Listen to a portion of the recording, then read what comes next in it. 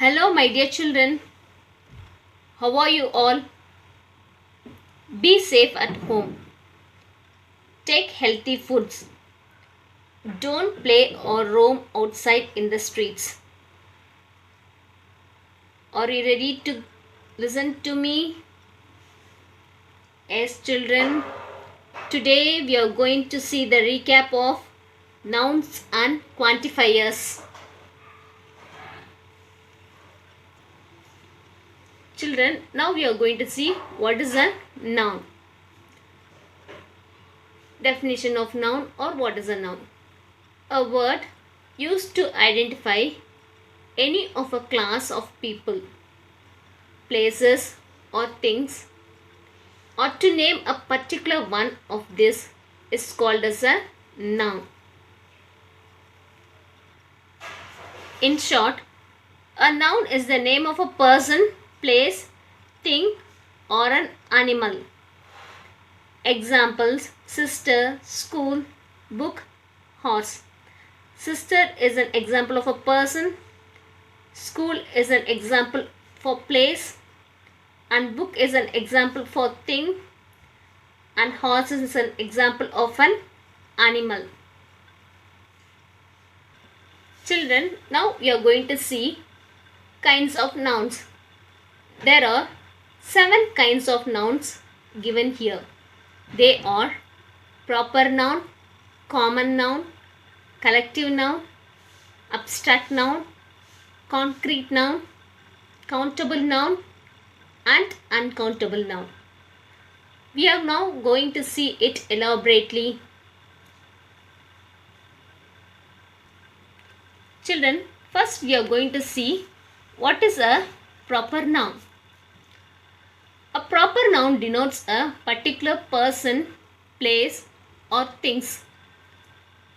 It always begins with a capital letter.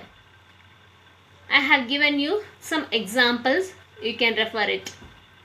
Example: Preeti is my cousin. In this, Preeti is a proper noun. That Preeti, P is denoted as capital letter. And the second example: my grandparents live in Chennai. Here, Chennai denotes a place, so it comes under a proper noun. In Chennai, the first letter starts with a capital letter. I hope children now you understood what is a proper noun. A proper noun denotes a particular person, place or things. It always begins with a capital letter. And the second noun we are going to see is a common noun. A common noun is a name given in common to every person, place or thing. Example: she plucked some flowers from the garden. Here, flowers and garden are common noun because we don't know which flower, because the flower name is not mentioned, whether it can be a rose, lily, lotus or anything else. So it comes under common noun. And garden also, it is not mentioned which garden, where is the garden. So this comes under common noun. Here, flowers and garden comes under a common noun. Common noun is a name given in common to every person, place or thing. Children, did you now understood what is a common noun? The next noun we are going to see is a collective noun. What is a collective noun? It is a name of a group of persons, place or things that are taken together and spoken as whole. I have given you an example, so you might understood very easily. All players in the team performed well. Here, team is a collective noun. It is not referred to a particular person. And the next example is, take this bundle of sticks. Here, bundle is an example of collective noun. Again, I am repeating children. Collective noun is a name of a group of person, places or things that are taken together and spoken as whole. Example, team, bundle, herd, etc.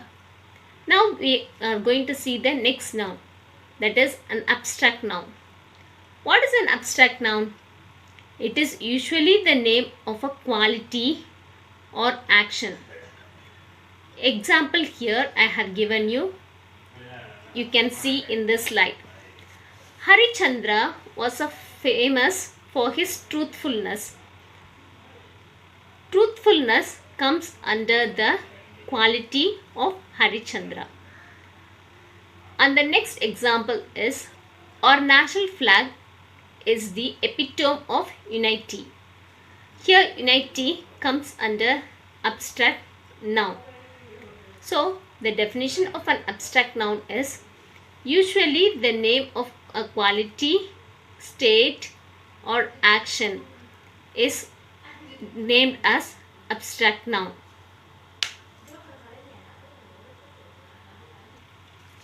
The next noun we are going to see is a concrete noun. Otherwise it is called as a material noun also. Concrete noun is the name of a matter or substance that is non-abstract. Here are some examples for you children. The chair is comfortable for him to sit on. Here chair comes under concrete noun. The next example is, he is found busy with his tools. Here tools comes under concrete noun.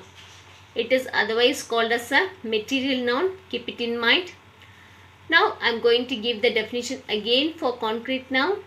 Concrete noun is the name of a matter of substance that is non-abstract. Next we are going to see countable noun. From the word itself you can understand what is a countable noun. The countable noun means we can count the things. The definition of countable noun is the name of things which we can count. Common nouns such as table, chair, boy, etc. And collectively like flock, herd, fleet, etc. are also countables.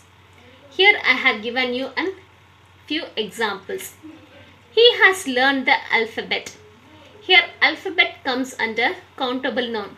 Because children, you know how many alphabets are there? There are 26 alphabets. So we can count the alphabet. So this alphabet comes under the countable nouns. Next, he drinks a glass of milk daily. Here glass is a countable noun. We can count how many glasses are there in our house or how many glasses are there in our kitchen, etc. So countable noun is the name of things which we can count, such as table, chair, boy. These are called countable nouns. I hope you understood what is a concrete noun or material noun and countable noun. The next noun we are going to see is uncountable nouns.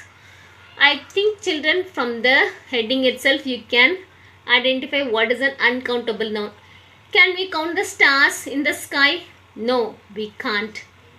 So the definition of an uncountable noun is the name of things which cannot be counted and usually measured in mass or quantity. Example, we have much amount to spend. Can we count the amount? No, we can't count the amount. And the next example is, black soil is rich in fertility. Here soil comes under uncountable nouns. Can we count how many pebbles are there? How many soil is there? No, we can't count it. So the definition of uncountable noun is the name of things which we cannot be counted. To see what is quantifiers.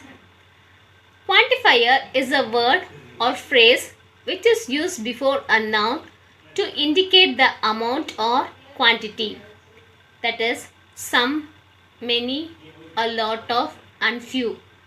are examples of quantifiers.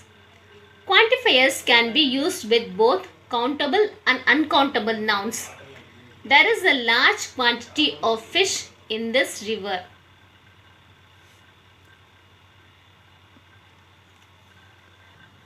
Now we are going to see what is a noun quantifier.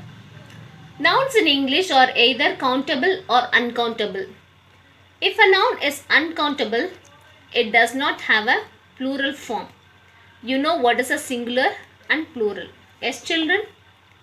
We use quantifiers when we want to give some information about the number of something. For example, how much or how many. The next one is some countable nouns in English have countable and uncountable forms. Now we are going to see the quantifiers with countable nouns.